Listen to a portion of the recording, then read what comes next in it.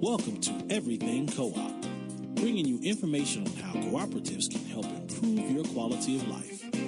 This show is being sponsored by the National Co-op Bank, NCB. The NCB is dedicated to strengthening communities nationwide for the delivery of banking and financial services for the nation's cooperatives, their members, and other socially responsible organizations. For more information on the power of community ownership, visit ncb.coop. That's ncb.coop. Now stay tuned for your host, Vernon Oakes. Good morning, everybody. This is Vernon Oakes. We are come to you this morning to talk about cooperatives and the benefits of co-ops. We're celebrating this year 100 years that NCBA, National Cooperative Business Association, has been in business. They started in March of 1916. So we are celebrating their 100th year throughout this year. And today we have Mr. Dennis Bolling on, who just was inducted to the Cooperative Hall of Fame. Good morning, Dennis. Good morning. How are you this day? Well, I'm wonderful. How about yourself? Great. You know, it was great watching you and listening to your story, and I would like to tell the people here, as I talk to you, about your wonderful history and why you were inducted to the Hall of Fame. But how did you get introduced to the cooperatives? Well, like many people in the ag sector, I grew up on a small farm in Kentucky. I actually was a biology and chemistry major, as I mentioned, and planned to teach high school biology. Somewhere along the way, I went to work for Ralston Purina, and then went to work for the Louisville Bank for Cooperatives, part of the Farm Credit System. So I kind of came into the co-op movement in a very practical business perspective. On our farm growing up, we did some business with a co-op, Southern States, out of Richmond, Virginia, but we really weren't in proximity to a co-op outlet. So I came in from a very practical business perspective. So as a kid, you worked with what co-op in? Southern States, the large feed farm supply energy co-op headquartered there in Richmond, Virginia. Okay, so that's a producer co-op then, right? You buy your products from it. Right. And we bought primarily feed for our livestock. You know, I envy you guys that learned about co-ops at a very early age. I didn't learn about it until maybe 20 years ago when I started managing housing co-ops. Oh, so it's I would have loved to have learned about it much earlier. But then you majored in biology and chemistry, and I majored in math and chemistry, and was going to major in biology as I was struggling. So we have something similar to science. And I went to Kentucky State for one semester. So I was in your state for a little bit in 1965. And your last name is Bolling, and you went to school in Bolling Green. Okay. I did. Okay. At Western Kentucky, yes. So how was the experience like at the bank? Well, I had, again, started out from a very practical standpoint. I worked before I went in the service with a Ralston Purina feed dealer. We were in a small town in Kentucky where my wife was teaching home economics, and so began working in agribusiness. When I was then to the point where I joined the bank, we were providing normal lines of credit, long-term loans to cooperative organizations. So it was a very easy transition to be on the banker side. What I brought to the table in those days was some experience. At Purina, I was involved in several aspects, but most predominantly dealer financial services. So I was involved in local businesses and getting them financing and providing, again, sources of credit to buy our product. And the Bank for Co-ops in those days, and continues under CoBank, as the primary commercial lender for cooperative organizations. So it very much had the same feel of any co-op where you're engaged to support the members. You're very engaged from a relations standpoint, but you're also very engaged in a business perspective to help the co-ops make sure they've got adequate financing in place. It's structured effectively and efficiently. And so it was a very business-oriented relationship, but very much of a co-op foundation. So you got into it at the dealer level, and then working with the dealers in their financial structuring, then you had experience, so that the bank needed that experience, so they hired you to come in and work with the dealers. Exactly. We had many cooperatives throughout the Midwest that were also, selling feed just like any other commercial operation. And I joined the bank in the early 80s at a time when the ag economy was under a lot of stress. And certainly, one of the well-known attributes of the Farm Credit System is they step up and help farmers and their co-ops in times of need. And so in the Louisville region, which covered Indiana and Illinois, Ohio, that part of the Midwest, including Kentucky and Tennessee, we had a lot of grain operations under a lot of stress. And so the bank reached out very prudently, and fortunately for me, and hired some people with some experience to work with grain elevators during that time. All right, so you moved from the bank. Where did you go next? Well, while I was at the bank, I supervised a team of loan officers, and then I also handled some co-op accounts myself as their primary lender. And one of them was the parent company of United Producers, and it was called Producers Livestock Association. So as their account officer, I worked with the management team and the board for roughly 7 or 8 years. During that time, I did a lot of board training with my accounts as well as others. So when my predecessor looked to retire, that particular company, Producers Livestock, approached me about applying for the CEO job. And so that happened in 1989, and was fortunate enough then to go to work for what was one of my accounts at the bank. So it's very interesting. You were working with, was it Houston Perina, working with the dealers. The bank sees you and they say, hey, come over here and help us. And then some of your accounts, you're working with them and you're training them and showing them how to work. And when their CEO retires, they say, look, won't you come over here and take this job? Well, that's kind of how it rolls. Okay. But, that's interesting enough. And I, in doing some guest lecturing at Ohio State, I get asked that question like, well, that's kind of a circuitous career path. And I said, well, it's really an example of how co-ops work together. There's a very openness about sharing and willingness to help. And as opportunities come up, we tend to look for, folks that have a similar viewpoint and attitude about cooperatives. And in my case, I was very fortunate that it worked out, from a career and a job standpoint. Well, you say we're very open. The fifth principle of co-ops is education, training, and information, which you know about, and I talk a lot about on this program because that's the first reason that I liked co-ops was its training part.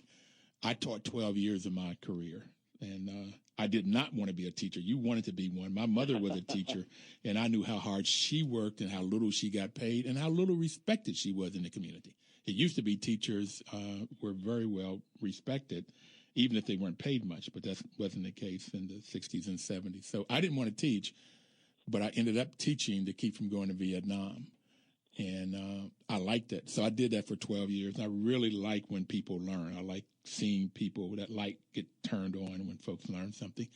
And so with that fifth principle in the co-op piece, and as I've gone to co-op meetings, I've experienced exactly what you just said, is that people just share information. They don't hold on to it like you're a competitor, and therefore I'm not going to give you my secret.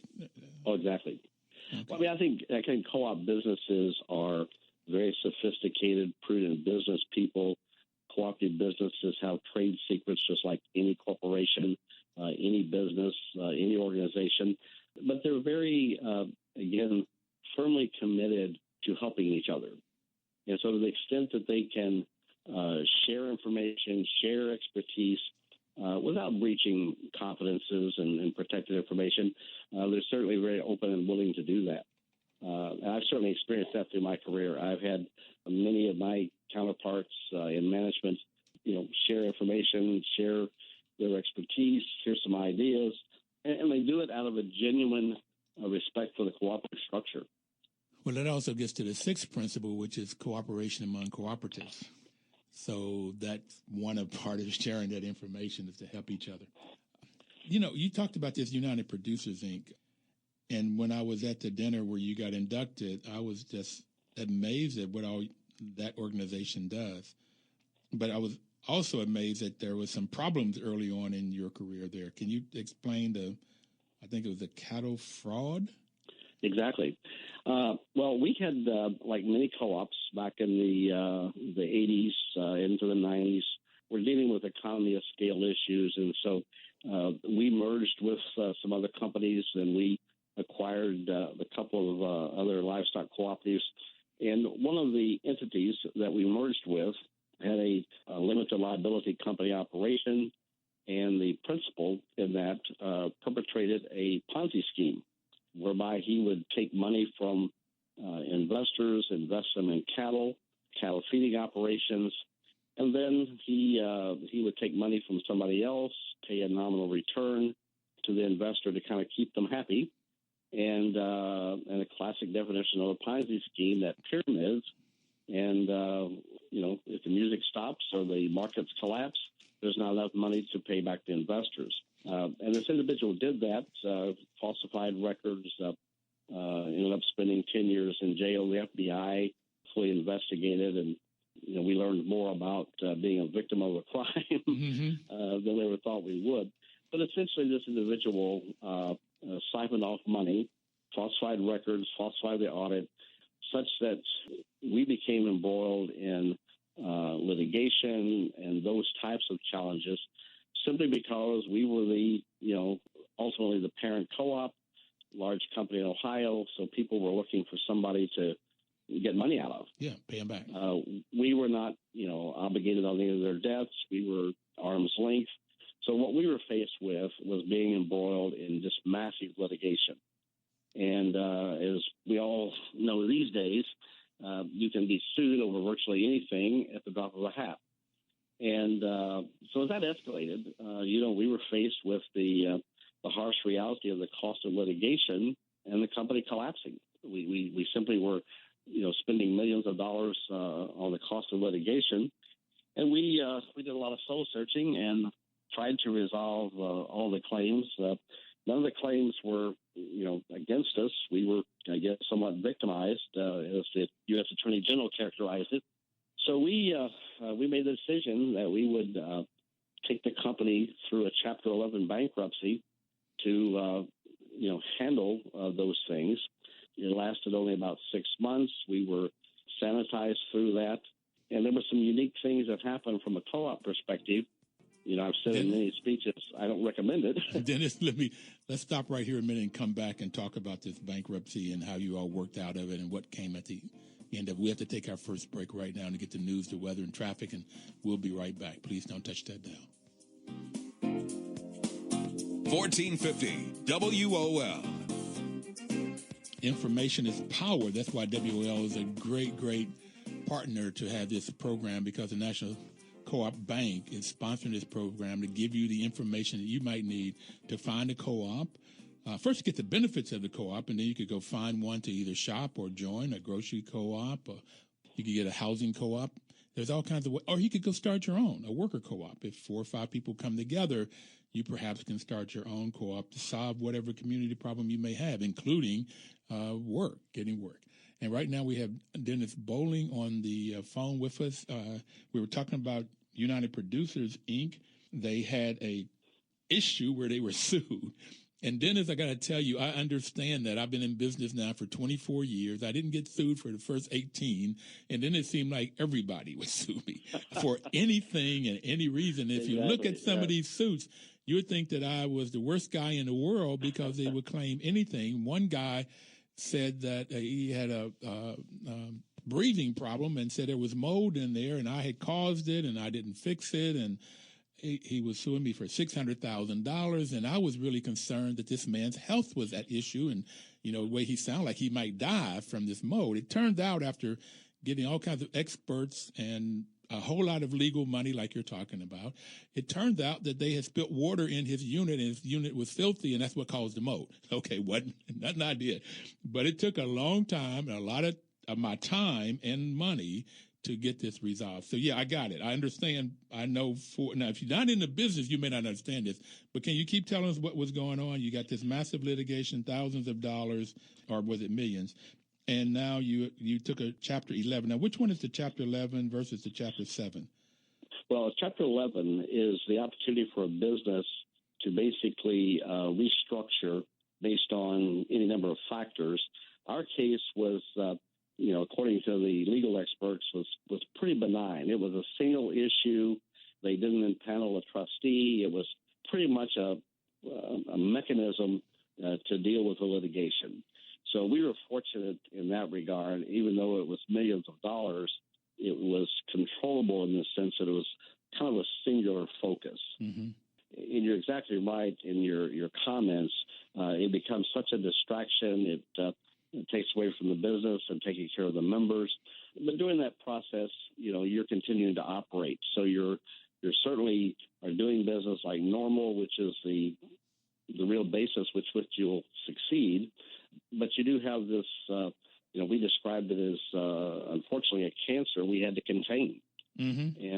And so we did that, and we're able to get all that behind us in, just a relatively short period of time by legal standards. The legal system, is tough because you have those situations where you have, in theory, a jury of your peers, but in our particular case, unless you happen to be a pretty astute business person dealing with these corporate structures, agricultural kind of issues, folks just don't have a basis to understand some of them. So it's easy to say, well, gee, let's find somebody with deep pockets and they should pay for everybody else's problems. Mm-hmm. Well, it's money driven. In this case, people lost money, so they're trying to recoup. In some cases, people are just trying to get money out of you. And exactly. The legal system, as I have learned, it is very difficult to wade through that stuff. And what looks like it should be common sense, the law doesn't necessarily, it's not common. It doesn't necessarily We were fortunate that we had an outstanding law firm, very much understood cooperative issues, very, top drawer as far as their legal expertise. So, again, they have a practice that deals with organizations like ours that really enhanced, helping us get through that. Well, it says if it doesn't kill you, you'd be stronger. Did you find that to be the case? Well, we did. And, I'll really admit going through it, there were a lot of days that I kind of didn't believe that. But the thing, and I think I made this comment at the Hall of Fame event, the members stuck with us, but we also had a pretty strong commitment as a management team and board that we were going to focus on surviving in order to take care of our farmers. And that kind of commitment and affirmation that that's what we were about really gave us a lot of confidence. Now, we had, lots of setbacks along the way, but we were singularly committed to surviving to ensure our members a future for their marketings. So with that kind of confidence, and again, the team that we had legally, we were able to navigate it. Farmers stuck with us. Farmers did business with us all through the legal crisis. Many times when a company is dealing with that, people leave. Yeah, it's the proverbial rats leaving the ship. We actually had an increase in numbers. And so I remember you closed your doors for a week. You shut down? We did. We said, look, in order for us to affect this process, we need to essentially push the pause button. We need to get all of our financing in place. We need to, make sure checks have cleared, those types of things, so that when we push the button to begin the legal process, the real question, would the members show back up? And they did. So, and I think that really goes to your earlier comment about how critical communication, education, those types of things are in a member co-op. We told the members everything as we went along. There were many times they were getting, lots of mail from us, lots of email, but they were fully informed.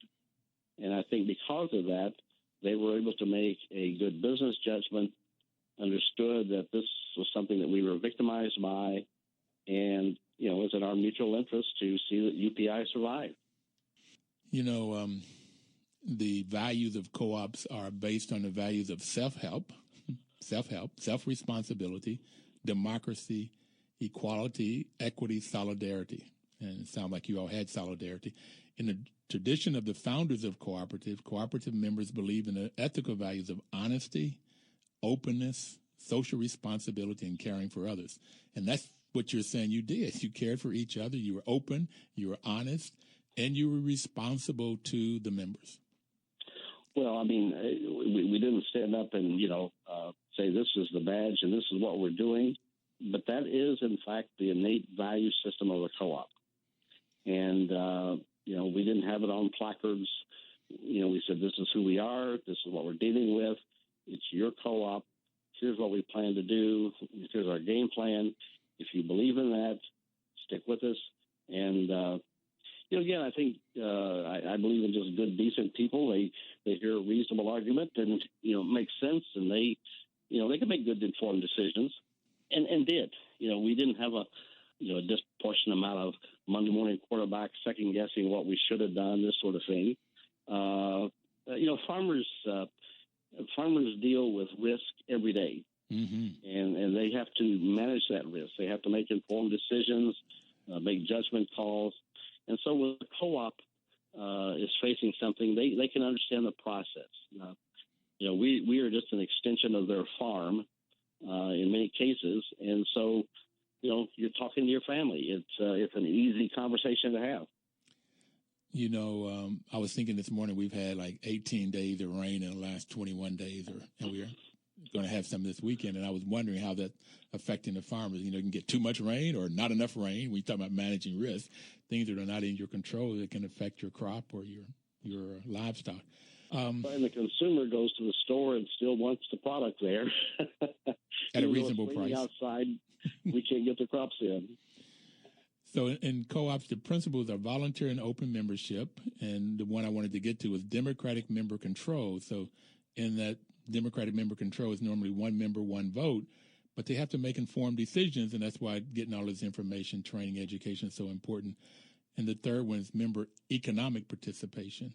Put some money in to join, and if there's a profit, then often there's money that could be given back, but they decide. And the fourth one is autonomy and independence. So I say to people, you have to co-op the members own and control the business. A lot of education, and we talked about cooperation among cooperatives. That's the sixth one. And the seventh one is concern for the overall community. And that community could be the farm in Ohio, or it could be the Midwest community, or the U.S. community, or the world community. But very much concern for community, which is another reason I love co-ops. As you went through this, you said you increased memberships as you were going through all of this negative stuff. It must have been a lot of negative publicity, too. Well, fortunately, there wasn't a lot of negative publicity. It was not? Oh, good. And we had geared up to, with a PR firm to deal with that. That was going to be my question to you. Okay. Well, it's one of those things where the local paper there in Columbus, the Columbus Dispatch, did a brief article, but I think, folks, kind of heard the story and said, well, okay, this is a process. They're working through it. And so there just wasn't a lot of sound bites that could come from it. Okay. And, we tried to answer questions before they were asked. Now our competitors fanned the flames that, we're going under and Dennis Bolling's going to jail. Okay. Well, okay. That is negative press. Okay. But as you well know, in business, you got to be pretty thick-skinned. And so, the old saying goes, if I had $1 for every one of those, you're a wealthy man. That's right. We're going to we have to take our second break, but a PR firm for everybody out there is a public relations firm, and their whole role is to help create the image that you might want. But we have our second break that's coming up. And Dennis, this is fascinating. We're going to come back and talk a little bit more about this, but get into how stronger you got going through all of this negative work. But we'll take a second break and we'll be right back. 1450 WOL. Back, everybody. This is Vernon Oakes. The program is Everything Co-op. We're talking about cooperative business model, the benefits of a cooperative, how people can come together to start a co-op. There are different organizations out there that can help. The Cooperative Development Foundation, CDF. You could go to cdf.coop cdf.coop, and they have different grants and monies available to help you get started in co-ops. There's a lot of different ways of getting started, and people have information to help you to get started in a co-op if you want to start a co-op. U.S. Federation of Worker Co-ops is one of those organizations that can help you if you want to start any kind of business you can think of. Dennis Bolling is our guest today. He was inducted to the Hall of Fame. He's a 2016 inductee to the Cooperative Hall of Fame, which is the highest honor that one can get. It's called the Heroes of this Cooperative Business Model. His whole life he's been in it. He started out wanting to be a biology teacher, went to Ralston Purina and worked there for a while, and then the Louisville Cooperative Bank. Louisville Bank for Co-ops, yes. Louisville Bank for Cooperatives saw his skill sets, and they offered him a job to come in and work with the dealers. And then he was working with different people, and the people at United Producers, Inc. Saw his skill set. When their CEO retired, they reached out and grabbed him and brought him over, and he found himself in this big legal mess, which he had to work out of. And can you tell me how many co-ops, farmers, are members of United Producers, Inc.? United Producers has about 40,000 members. And our structure is just as you described. It's an open membership. It's one member, one vote. And so any livestock farmer throughout the 10 or so states that the company is primarily involved in becomes a member.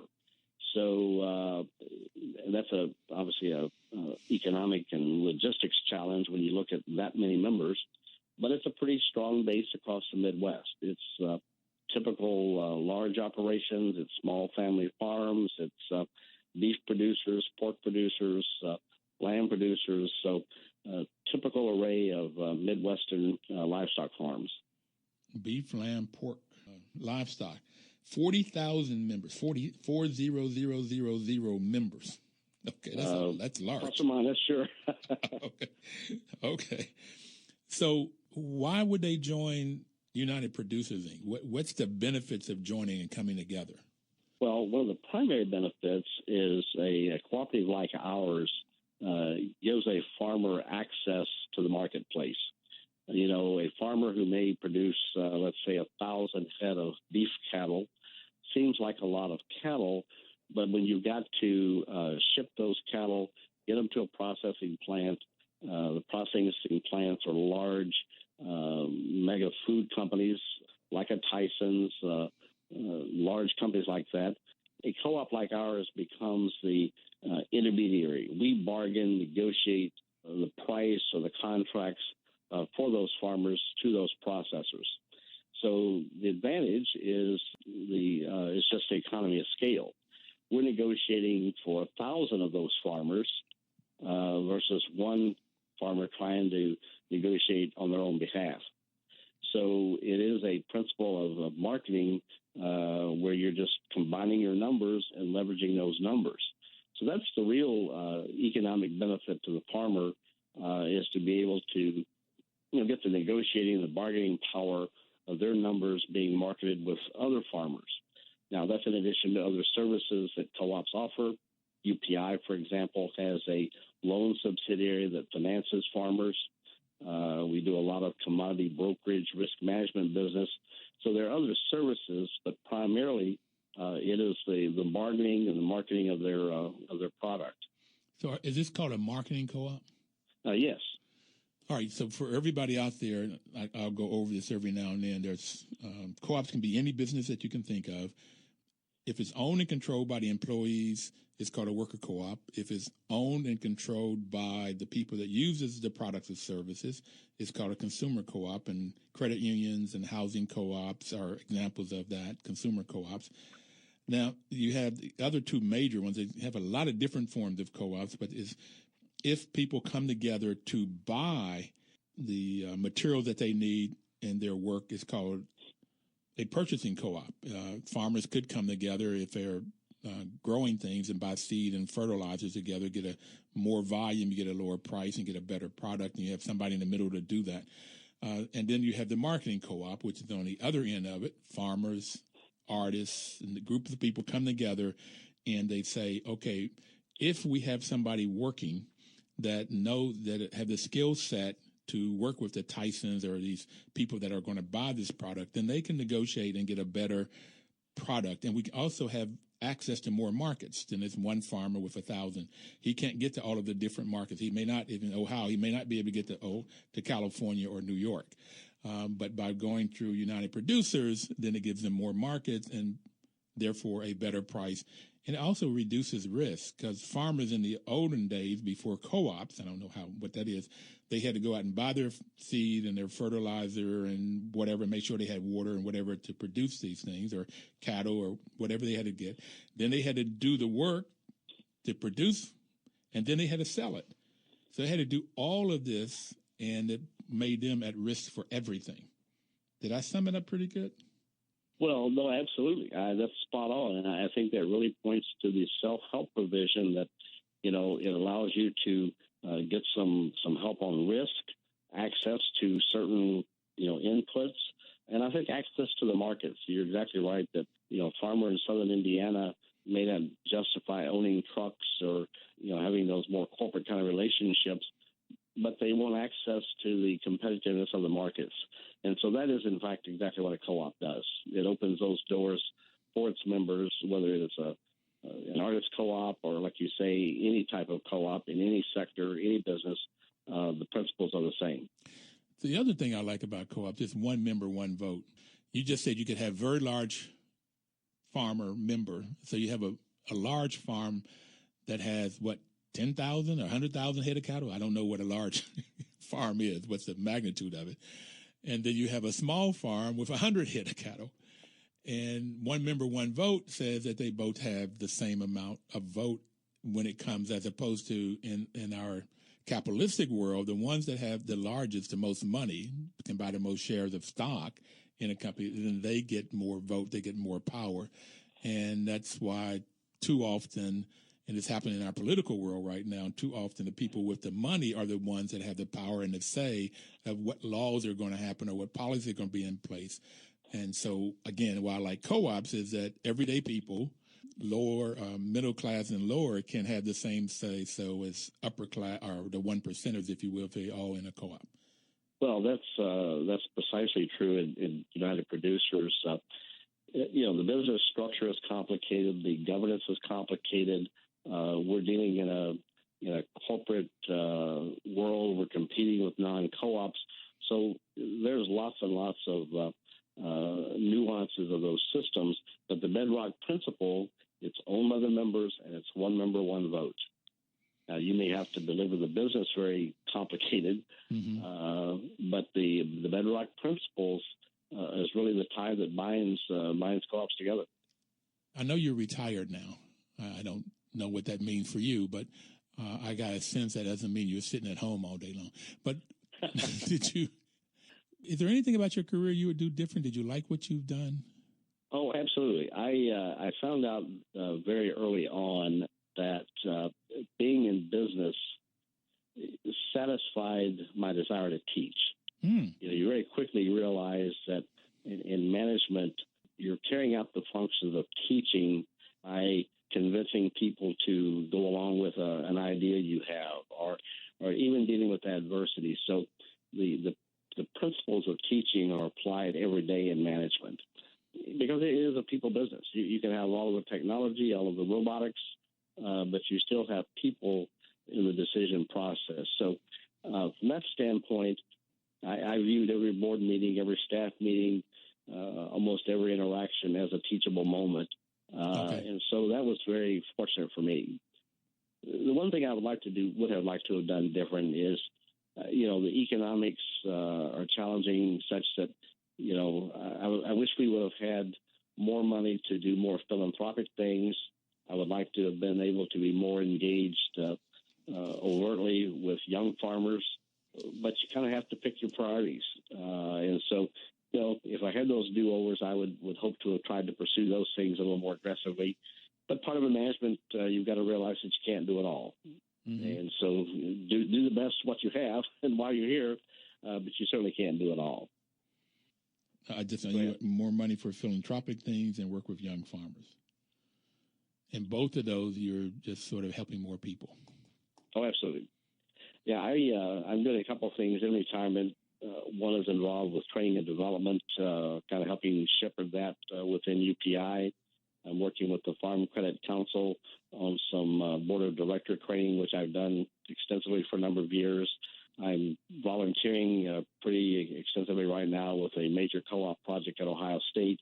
So, and all those things are opportunities for me to learn, but they do keep you engaged in, working with other people. So tell me about, and tell the audience about your director training certification program. What was that about?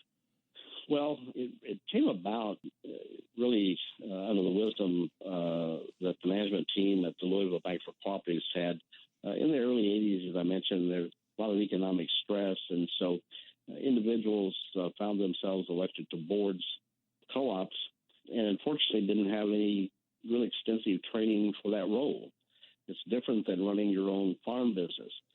So we began developing a program out of the Louisville Bank, which others have picked up, in many facets, to train boards of directors on good governance and other aspects of being a director.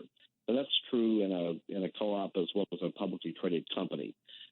Sarbanes-Oxley comes along, and those things become more mandated in publicly traded companies. But it really became an opportunity to recognize that very successful boards of directors are made up of farmers who are very successful in their own right in running their farm business, and those that have got some enhanced skills in the role of a director. And so we saw that very early on as a need and pursued it from that perspective, because the board of directors are ultimately people in the co-op that are accountable back to the members. And if the better trained and equipped they are to carry out that job on behalf of the members, then it becomes a win-win. In my property management business, I found that co-ops are successful if they have good governance first and good management second, because the governance, that board of directors, are the ones that either are responsible for hiring and or firing or setting policies that the management has to deliver on.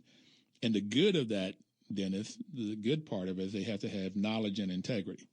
And I find that integrity is more important than the knowledge, because I've got a 16 unit senior co-op that there's not a lot of formal education, but they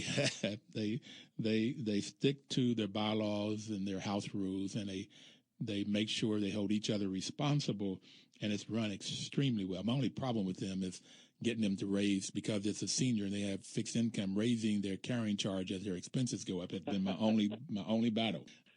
But just night before last, they raised 8%. This is only third increase in 15 years, and they're falling behind in their savings. But we have these open conversations, and I get everyday people that can make these tough decisions. Even like a 8.4% increase, they are increasing their own carrying charge, and they can see why. We go over it, and they do the budgets and all of that. So I like this good governance, and I really want to come back. We've got to take our last break. The hour goes by real quick when we're having fun and I'm learning. But I want to come back and talk about what's in this certification program. This is for my knowledge, and also want the other people. Here's the kind of training that goes on that you have to know in order to be on the board.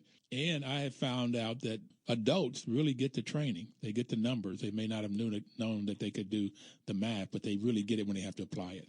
So we'll be right back, and we'll talk more about this training. 1450 WOL.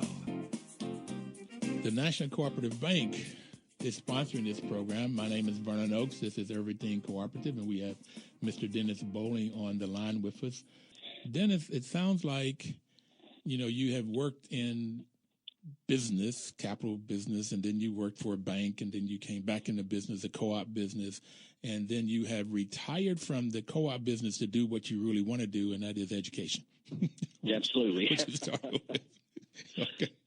So I would really like to get into the weeds a little bit about this certification program. I'd like to know, what do you find that in order to be to have good governance, what knowledge does the directors have to have?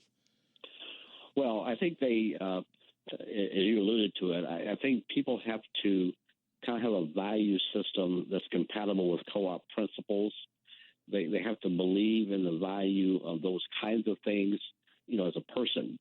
From there, I think directors need to have a good understanding of their role as a board member versus that of management. They've hired the management to run the enterprise, and so they have a very different fiduciary policy kind of role.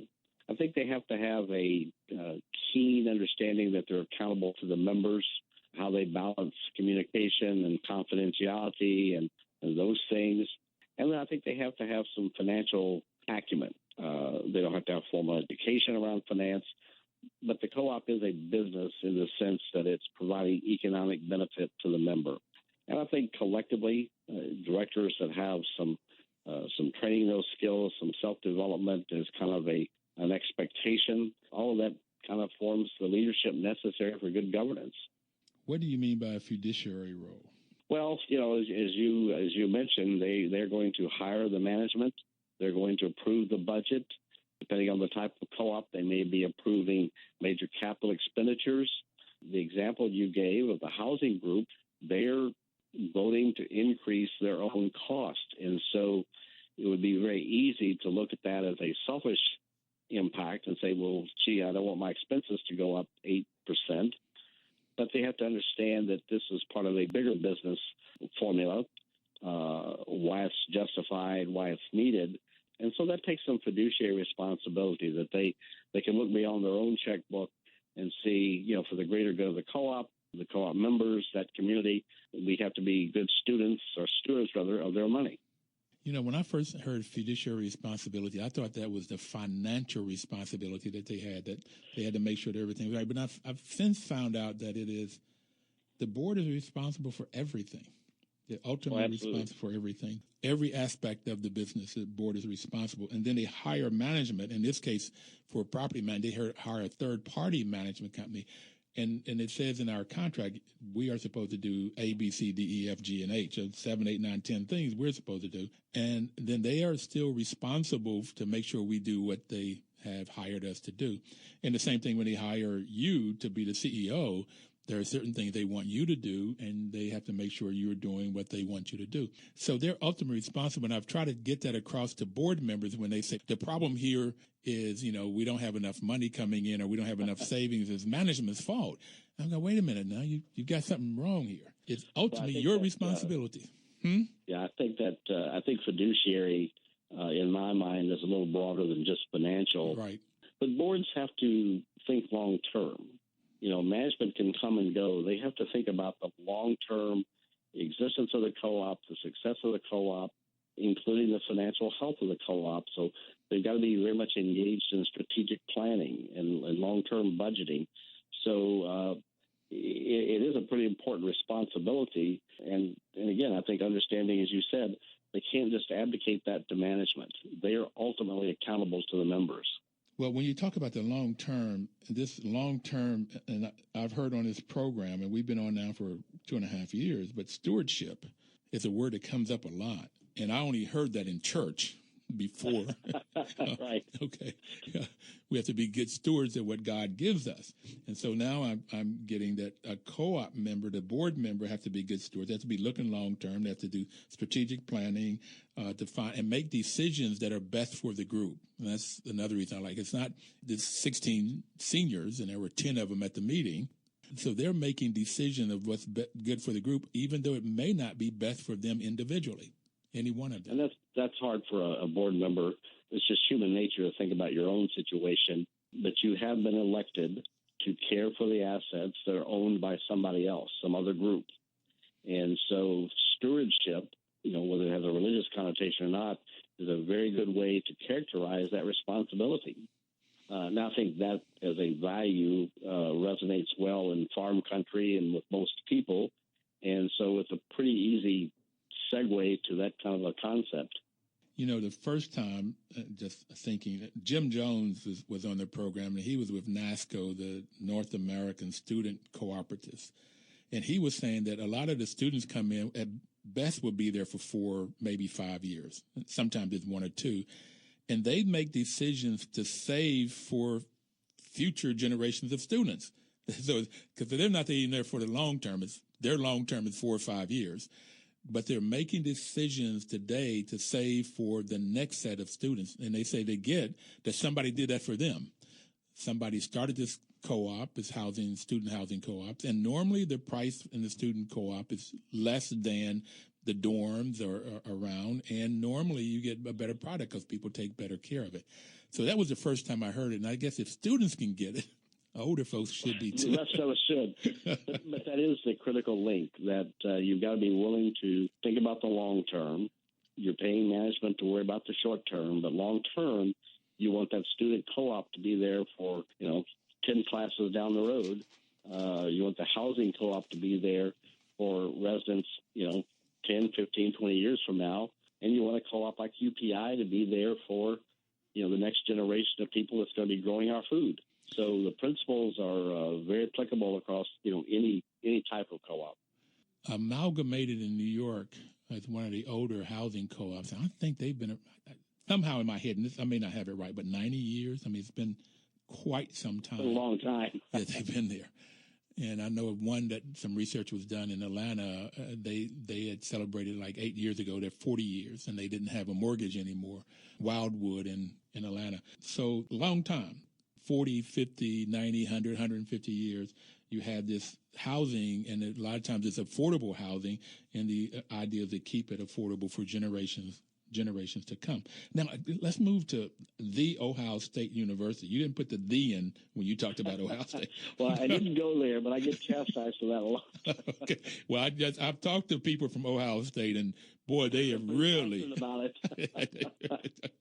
So, what are you doing there with them?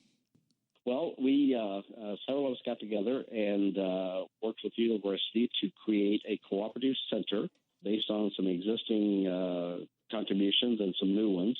Center now has a director, and it's designed to simply ensure that cooperative principles, kind of get threaded through the curriculum or other initiatives that may be embraced. Our project that we're working on right now is to bring in some guest lectures as CEOs of various co-ops, Land O'Lakes, Nationwide, Welch's, whomever it may be, to come in and talk to students and faculty about the cooperative business model. And so, again, it's kind of a virtual center. It's there to help influence curriculum, to make sure, whether it's a business school or the ag school, that students have a exposure and understanding to cooperatives, not just public corporations. So you said Land O'Lakes, Welch's, and what was the other one? We've invited about 6 different co-ops, CEOs, Nationwide. Nationwide, okay. And we're going to invite, or have invited, CHS Incorporated. Seems like there's 2 others. You said Land O'Lakes, Welch's. What about Cabot Creamery? We haven't approached Cabot. We have talked to CoBank. And, of course, UPI being right there in Columbus.